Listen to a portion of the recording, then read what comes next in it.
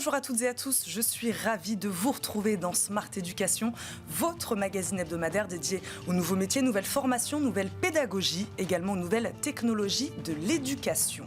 Aujourd'hui, nous recevons un duo, d'un côté une école, de l'autre une entreprise, à l'occasion de l'inauguration du premier campus de la Terra Academia, une école dédiée à la transformation écologique. Vous en avez peut-être entendu parler puisque son président n'est autre que l'ancien ministre de l'Éducation nationale, Jean-Michel Blanquer, et son ambition est forte puisqu'elle compte former plus de 60 000 personnes au métier de la transition d'ici 2030. Son partenaire dans l'aventure, c'est Veolia. Nous recevons donc justement pour en parler Denis Guibard, directeur académique, scientifique et du développement durable de la Terra Academia. Bonjour. Bonjour. Bienvenue dans Smart Éducation, Denis Guibard. Merci beaucoup d'être avec nous. Olivier Carla nous accompagne également, directeur du développement social chez Veolia. Bonjour. Bonjour. Bienvenue à tous les deux. Denis Guibard, cette école, c'est l'idée de qui ? Au départ, c'est une idée d'Antoine Frérot. Donc le président de Veolia, qui était dans l'optique...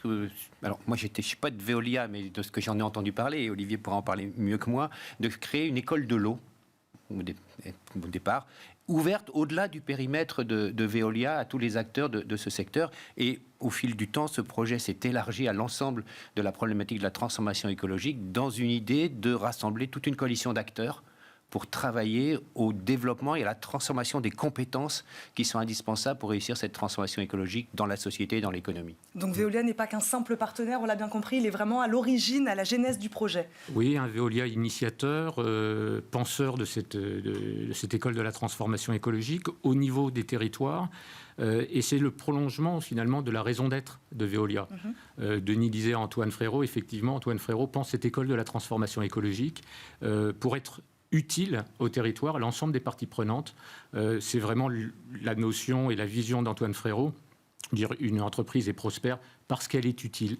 Et elle doit être utile aussi dans ce moment de la transformation écologique sur ces territoires. Est-ce que vous pouvez nous expliquer, Olivier Carla, le timing du lancement de l'école ? En gros, pourquoi cette école et pourquoi maintenant ? J'ai lu dans une interview, la Terra Academia ouvre ses portes à un moment critique. Oui, moment critique. Alors, il y a à peu près 2 ans qu'a été pensé ce projet. L'idée du président Frérot vient de plus loin encore une fois sur cette utilité pour les parties prenantes. Et moment critique parce qu'on est dans un moment, effectivement, sur lequel les compétences, l'enjeu des savoirs va être absolument essentiel dans la mise en œuvre de la transformation écologique. On a la transformation écologique. Encore faut-il qu'on ait les solutions, qu'on puisse les mettre réellement en œuvre dans les territoires, au plus près de nos clients et pour les citoyens. Je crois qu'en termes de chiffres, c'est quoi ? C'est 400 000 emplois créés, c'est ça d'ici à 2030 ? Oui, alors effectivement, le projet, les chiffres donnés sont 400 000 emplois créés, mais 8 millions d'emplois impactés. Donc il y a à la fois de la création des nouvelles compétences, mais aussi, on parle parfois d'hybridité des compétences, une articulation sur des compétences de base qu'il va falloir développer. Veolia investit énormément pour ses collaborateurs dans la formation. C'est 1 million d'heures de formation investies en 2023 pour nos collaborateurs. Mais encore faut-il aussi trouver, attirer dans nos métiers, des métiers qui ont du sens. Mais il faut avoir les bons savoir-faire pour pouvoir le réaliser. Denis Guibard, est-ce que vous constatiez, vous, je ne sais pas, une défaillance, une insuffisance dans la façon dont sont aujourd'hui justement diffusées les connaissances sur ces métiers de l'environnement ? Il y avait une place véritablement pour cette école. Il y a un besoin. Il y a un besoin. Il y a un besoin global de plus que de connaissances et de compétences. Oui. Parce que derrière la connaissance qui est la base, et on s'appuie notamment beaucoup sur une connaissance scientifique, un travail scientifique pour aller vers les compétences, mais l'enjeu c'est bien de transformer les compétences là où elles s'exercent. Et comme le disait Olivier, ça peut être à plein d'endroits. Ça peut être dans des métiers très techniques liés à l'environnement, où il y a des manques de compétences aujourd'hui, et puis ça peut être aussi dans la transformation de tous les métiers. Il faut transformer les DRH, parce qu'il faut que les DRH soient en mesure de comprendre ce qu'est l'enjeu des compétences dans leur propre entreprise pour réaliser la transformation écologique au sein de leur entreprise. Donc il faut former les DRH. Donc on est en fait sur un spectre extrêmement large, à la fois de compétences et de métiers sur lesquels le besoin de transformation est très fort.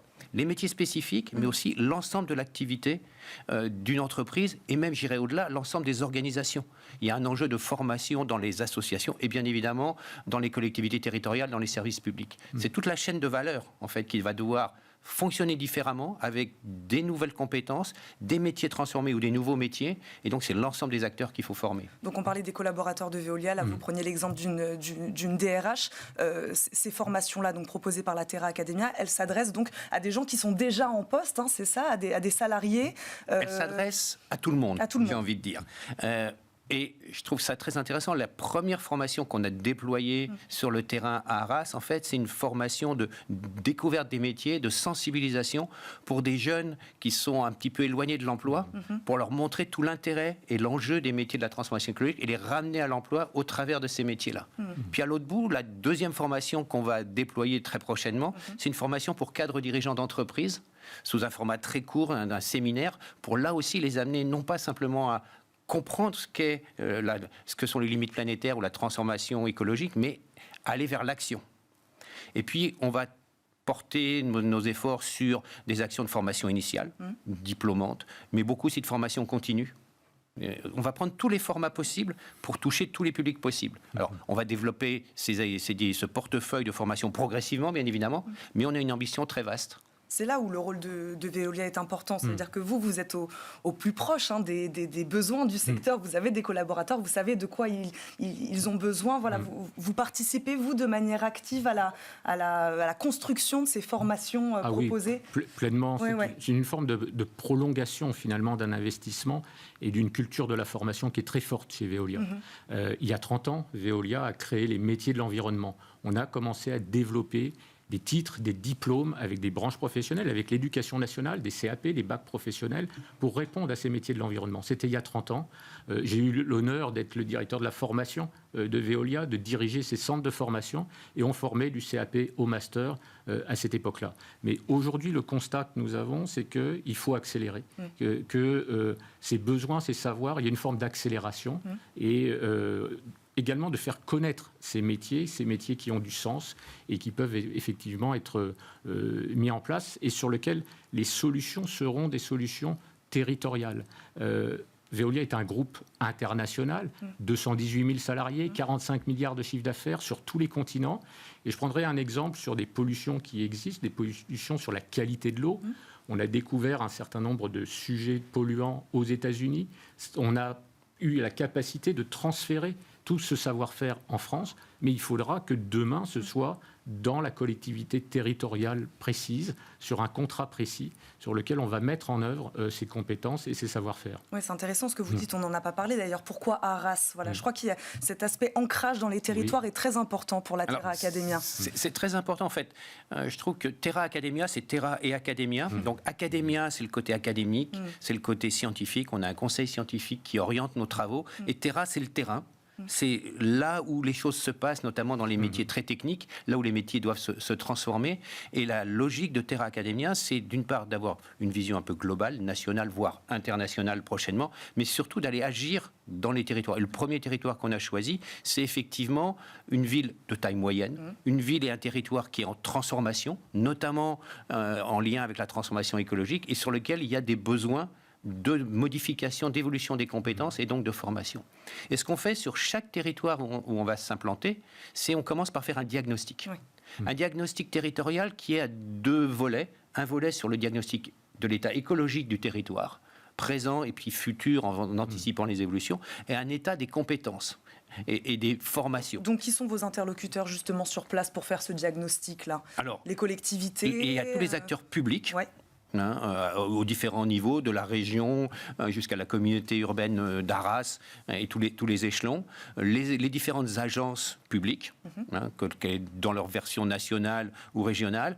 On s'appuie aussi sur tous les documents qui peuvent exister et on fait derrière travailler avec nos équipes cette analyse, aussi bien sur les aspects, les paramètres environnementaux, que sur l'analyse des métiers. Un indicateur qui est très intéressant, c'est de voir sur un certain nombre de métiers qui sont directement liés à la transformation écologique, le taux de couverture des offres d'emploi. Et on se rend compte qu'un certain nombre d'offres d'emploi dans les métiers concernés ne sont pas remplis au bout de 6 mois. Ça veut dire que là, on est sur ce qu'on appelle un métier en tension.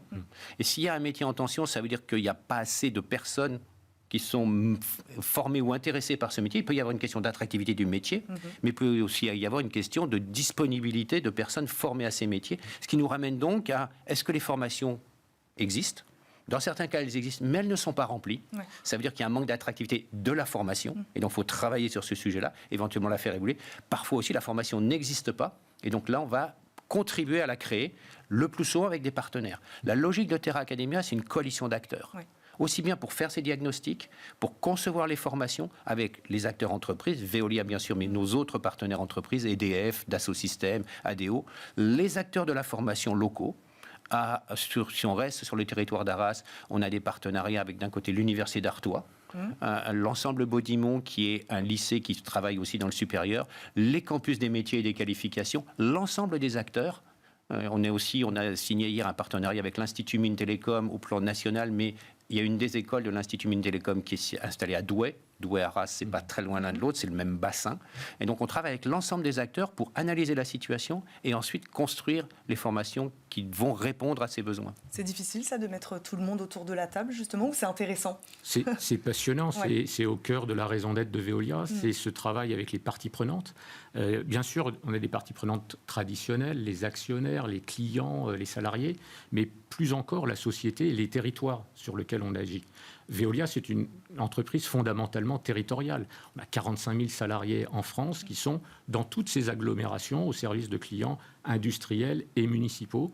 Et c'est là où le vrai sens des compétences, des solutions environnementales vont se mettre en place.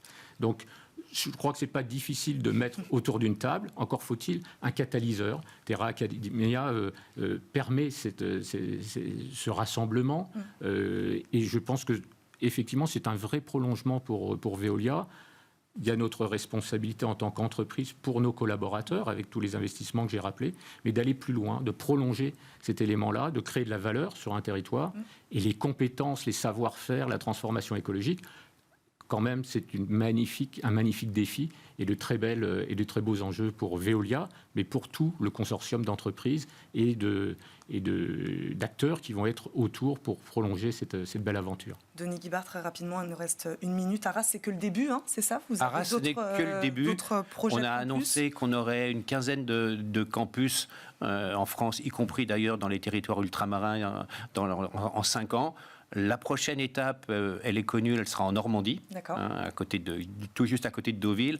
La troisième. La quatrième, si on compte qu'on est déjà à Paris, d'une certaine façon, puisqu'on a notre siège est à Paris, on a un campus à Paris, sera très certainement dans les Pays de la Loire, et puis ainsi de suite, progressivement, toute la France, avec plutôt à chaque fois, comme on le disait, une ville de taille moyenne, où il y a des besoins et des enjeux de transformation importants.